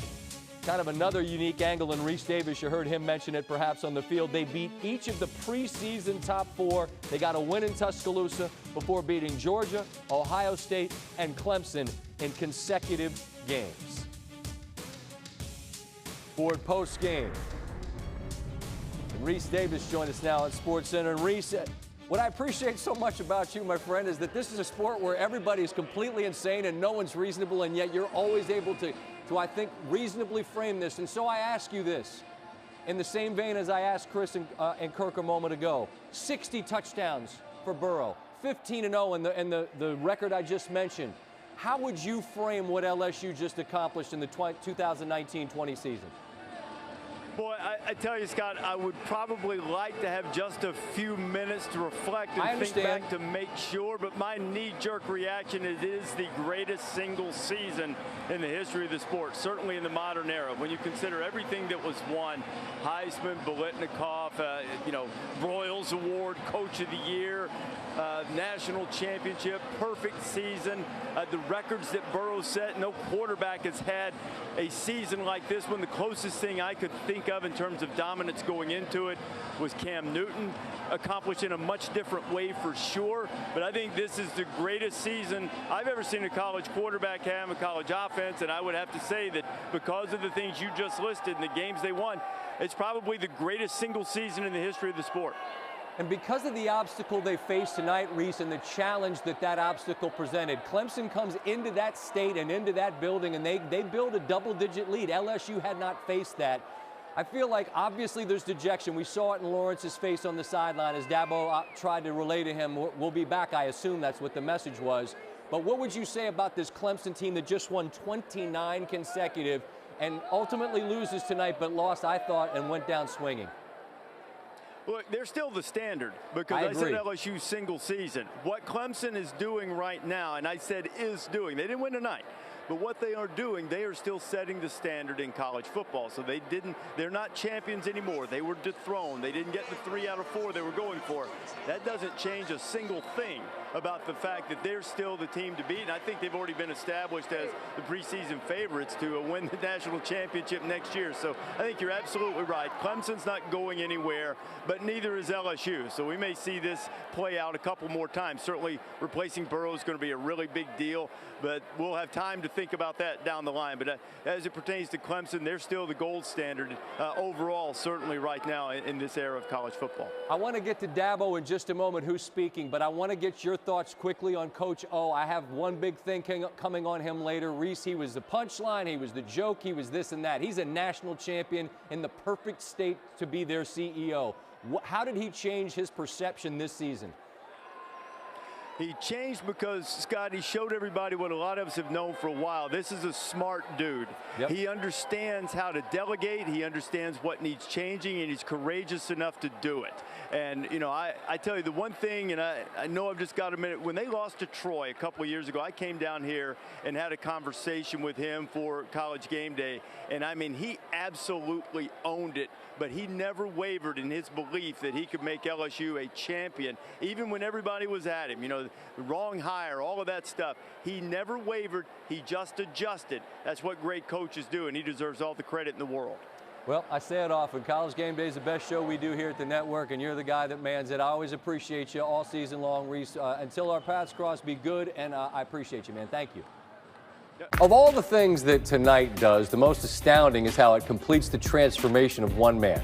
Ed Orgeron had been a head coach, but the combination of his passion and his Cajun made him the punchline, not the puncher. The butt of the joke, not the man laughing at the rest of the world for not taking him seriously. Who's laughing now? He is the perfect person for this job and this state. I have always said that people from Louisiana aren't from there, they're of there. It is as if they grow from the soil. So much about the place and the people is unique. LSU, or at least some folks at LSU, were thought to want Tom Herman. Texas got him. But LSU already had one of their own in-house. Coach O had been the interim at USC, and his players loved him because his players always do. He inspires a great devotion. But where USC chose not to keep him as the interim, LSU did. Now, it's really easy to do the revisionist history bit and wonder how the Trojans would look now, but that's honestly not fair to them. Who knows how it would have gone, and it's pointless to wonder. My belief is that much like the conditions in the atmosphere have to be just right for a storm to come together, it's the combination of the place and the person that create what we just saw. That and a kid from Ohio who wasn't quite the guy at Ohio State. Again, the biggest storms have all the ingredients, and the Heisman winner from Athens, Ohio, was the difference maker for this team on the Bayou. It'll likely make him the #1 pick in the draft. It makes Ed Orgeron a national champion coach, the CEO who isn't buttoned up, but can authentically charm every parish in the state with stories of eating gas station chicken on a stick or a ham sandwich. He doesn't think he's better than anybody, but he was better than everybody from anywhere else. The guy for this job. Laissez le bon temps rouler. Let the good times roll, and one more time. Go Tigers. What was it like being there last night, being on that field and watching that performance from your alma mater? Gee, I was, doing this job this year, watching LSU kind of come into their own and become the team that we saw ultimately they became last night. I was literally worried about being professional. Like, that's the thing that I was thinking. I was like, there is no way in hell I can be on this sideline trying to give advice to this D-line while they trying to play against Clemson. And then thinking, like, I walked out after halftime and Ryan is orchestrating the band while they play. Like, I mean, just all. That said Louisiana State Gooniversity. You know, I like to use goon all the time. This was look at it was amazing, man. Listen, I was having a talk with one of my former teammates, Dwayne Bowe, and I told him, I said, man, look, you have to grab these type of moments when you in them and really pay attention to what's happening. And you got to understand, man, we've been watching Alabama do this. Yep. So we celebrated like it was the last game that's going to ever be played in college football, man. But you know what? It's the last game. It's the one that count. He was worried about being professional. I was not. I don't do college football. So where he was like, hey, I can't do all these things. Yeah. The reason I don't have a voice is because professionalism was the last thing I was thinking about. I was the anti-Greenie. That wasn't the life I was trying to live. Fair enough. Okay, so now let's get to the action here, and let's get to those of you who covered it. So, Laura, before Let's talk about Joe Burrow, because this is one of the truly remarkable stories in the history of college football. He just concluded the greatest season any college quarterback ever had. It's not an opinion. It's just an obvious statement of fact when you look at the numbers. And I don't know that everyone really fully appreciates how unlikely it is when you consider the path that he traveled. It's incredible. Joe Burrow, just a kid from Athens, Ohio. He's somebody that had lost the job at Ohio State. They weren't going to have him be their quarterback. He said, I'm going to go and get an opportunity somewhere else. He goes to LSU. Was not great last year. Didn't have an offense that he really succeeded in. This year, he came back and said, I'm going to be great. He always believed that he could be what he ended up being. Yeah, he won the Heisman. He didn't care as much about that. He wanted this championship ring, and what we saw last night was a culmination of all of that. And, Dan, a culmination of the transfer portal and how that is the new age of college football, where some teams are a quarterback away, they get their guy in there, and they can make it happen. The most fascinating thing is Joe Burrow, Babe Ruth, this national championship. He called his shot, right? He pointed it out, said, I'm going to go win the national title, and then did it. And it reminds me really of the William Shakespeare quote when it says, do not be afraid of greatness, because some are born into it, some have it thrust upon, some are born into it, some achieve it, and then some have it thrust upon them. Go in your bag, Dad. Keep talking. And this was Joe Burrow displaying greatness at the quarterback position, at the leader position. And when you call your shot and you say you're going to go do it, and then you go do it in your home city, essentially of your university, dude, that is filth. And I don't know, like Joe Burrow to me he's Aaron Rodgers and Steve Young in one body, where these guys just have such awareness of space and understanding of where color is and how it all kind of moves together and where weaknesses and strengths are. It's the greatest performance that I've ever seen for a season of a quarterback, and I've seen a lot of really good quarterback performances individually. That one is up there at the top of that. Well, let's put some numbers to this, all right? In the history of the college football playoff, which obviously is not a long history, the most touchdowns any quarterback had ever accounted for in a season was Deshaun Watson with 7. Joe Burrow had 14 touchdowns accounted for. He doubled the previous record in these 2 games. So how would you describe, RC, what he meant to this team and to this program this year? Well, I think what he meant, he's the most important recruit we've ever gotten. And it was, what's crazy is we didn't know that. Obviously, Derek Stingley Jr. was one of the huge recruits. Leonard Fournette was a huge recruit. But they didn't change Louisiana State University football the way that Joe Burrow did. This team has been a quarterback away for a decade. When you look at the sidelines last night, and you can see all the different players that have played for LSU, all the years logged in the NFL, all of the Pro Bowls, all of the All-Pros, there still wasn't a season like this for this team, and it's because they didn't have a quarterback like Joe Burrow. When he stepped on campus, he knew he wanted to be the man. He believed he had it, and he continued to grow into that. And the more he believed in himself, the more the team believed in him. And now a state does, because we've showed the nation that this is where football should be. And, you know, we use the cliche all the time that we try to educate young people. The grass ain't always greener on the other side. I'll be damned, it was greener on this side when he left and came to Louisiana, because he came to a school with a coach that believed. Listen, Ed O was more in on Joe Burrow than anybody in the country, even last year, talking about we got a guy. Think about this. Joe Burrow showed up late to camp and ended up being the starter for every game for LSU 2 years ago when he threw 16 touchdowns. Edo got rid of his offensive coordinator that he came in late with, brought a new guy in, and then they produced this. Coach O is a Louisiana guy. So when you have people like that, putting my ego aside so LSU is better, putting my ego aside so this state gets a championship, that's not hard. And that's what playing and coaching and being a part of that university is. What did you do when you got back to the hotel room last night? Kelly and I had something to eat, sat around and talked, and how grateful we are for everything. Called our kids, told them good night, loved them, went to bed. What was the first quiet moment like after winning the championship?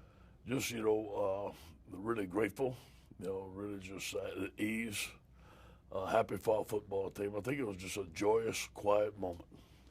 When you woke up this morning, which, first of all, it surprised me that you went to sleep, but when you woke up, what was the first thing that came into your mind when you opened your eyes? I told Kelly we're national champions. What'd you say? She goes, yes, we are, baby. It felt, and it did feel good. We get up, we got to go to press conference. Here we go. So at what point do you think, how will you feel about this when you start to put a little perspective on what your team did, the top 10 wins, the record set, the trophies won, the team you beat in the championship game? When you try to put in perspective, how do you? You know, I think as time goes on, this team will be known as one of the greatest teams to ever play college football. And we're one of the greatest players to ever play college football, Joe Burreaux. Those things were too far-fetched for us to think about even. Our focus was beating Clemson, a very good football team. Now we'll have time to reflect on that, but I think those are the things I'm going to think about. Maybe you and I sat like this one time in between, but the last time I remember is I came down to Baton Rouge, sat in your office after you guys had lost to Troy. When you think about that conversation and that time and where your program was at that moment, as opposed to what it's become now, how did you do that? I think it was a turning point. I really think it was a turning point that we really had to set our jaw. There was a black cloud around Baton Rouge. The pressure was on. And I feel that we operate best under pressure. There was no room for error. The margin of error was very, very small. We had to recruit. We had to get better players. We had to change the offense. We couldn't take any opponent lightly. That couldn't happen again. And thank God it hasn't. When you think about changing the offense, and maybe, I mean, look, you were at USC and there were points put up, but maybe doing it a little differently than you had to get to the position where you were. Did you ever have any hesitation at some point to go, man, we need to run the ball and play defense? Yeah. And, you know, did you have any hesitation at any point? You know, we stuck with that for so long and it didn't work. I knew we had to change. And I knew we had to still be physical, which I think offense is physical, but I knew we had to throw the football to score points. When you think back to your time as a player, time when you left school and went back to Northwestern State, what does being a national champion at LSU mean to you? Gratification.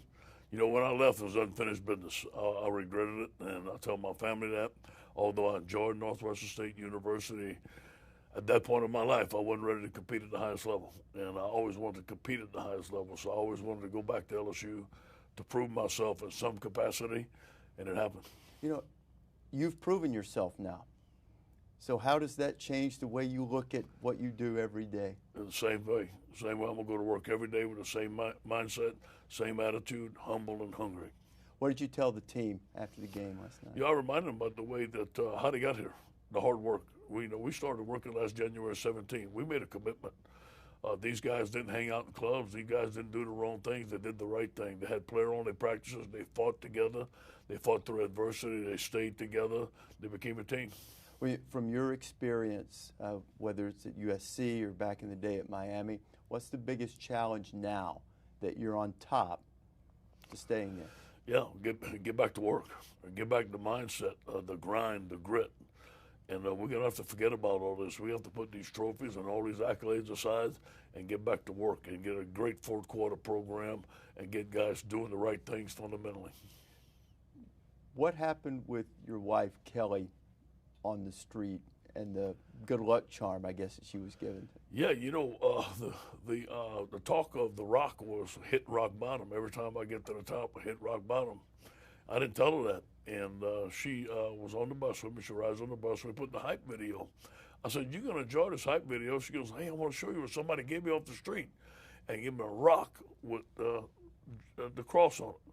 And he said, "Hey, every time you go to the top, it's about hit. You got to remember about hitting rock bottom." It was the same message that the rock gave us about 2 minutes later on in the hype video. So I knew it was our day. When you think about this season, there was hard work. There were great players, tremendous coaching. Do you ever remember everything falling into place the way this season has in any season you've been involved in football? You know, I remember being at Miami, and we knew we were going to win. I remember being at USC, we knew we were going to win. And we believed in Coach Carroll. We believed in Coach Johnson. We believed in our players. it's like that here in LSU. We felt like we were going to win every game. We believed in our players. There was no panic. They played loose. We had playmakers. We believed in our coaches. There was a sense of confidence around the office every day, but also hungry. Take a look at this and tell me what you think. Louisiana State University National Championship. You know, that's for everybody. And, you know, when you come to LSU, that's the expectation. I said that they always hired. We understand the expectations and we invite them because we have the same expectation of myself and our staff, and we reached it. I'm so proud. But you know what? It wouldn't be done without great players, and we have some great players on this football team. Probably going to end on that one, but I want to ask one more. Before the season, your mom, 77th birthday, number 77, state championship in 1977 when you were a player, and she said this would be your year. Have you had a moment with her since? Oh, I saw her yesterday, man. She was all fired up, and you know, my mom is where I got my enthusiasm from. A very hard worker. Her and my dad. You know, my father was best friends with Kelly. Just a close family. They taught us how to do this stuff. I give them the credit. Perfect. Thank you, my friend. Congratulations. You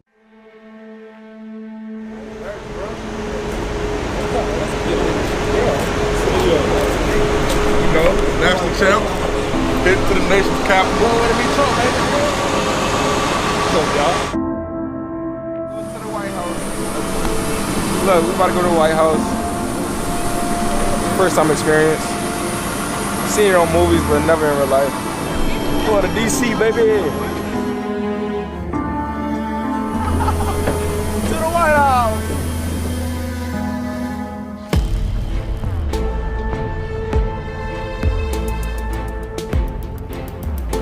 I'm the curator of sports, and what that means is it's my job to explain why sports matter and why they matter far beyond the playing field.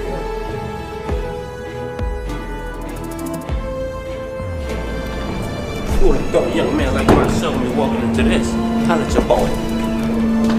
Yo, this is so cool. Well, this is an exciting day in the White House, and the team is said to be one of the greatest teams, maybe the greatest team in the history of college football.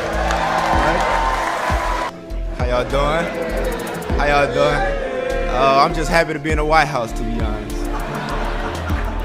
This is a players-driven program. It's about the men behind me and the men in front of me. This is a great place. It's a great place to play at LSU. You can come to the White House. You can win national championships.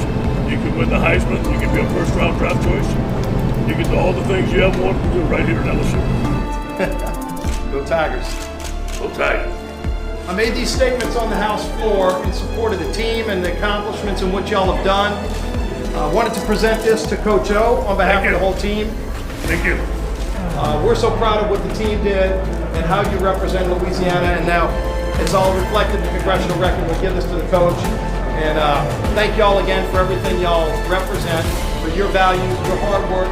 It paid off, and you'll remember this as one of the greatest teams in the history of college football. Go Tigers! Thank you, man.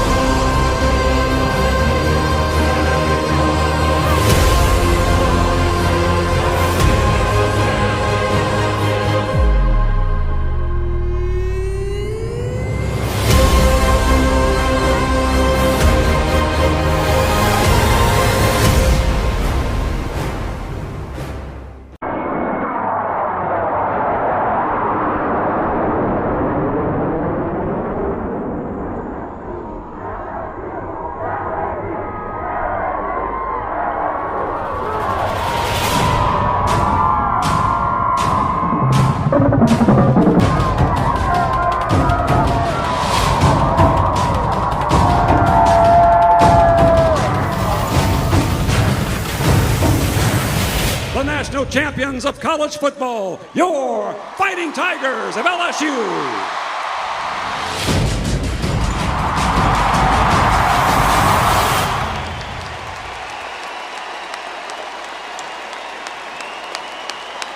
Go Tigers!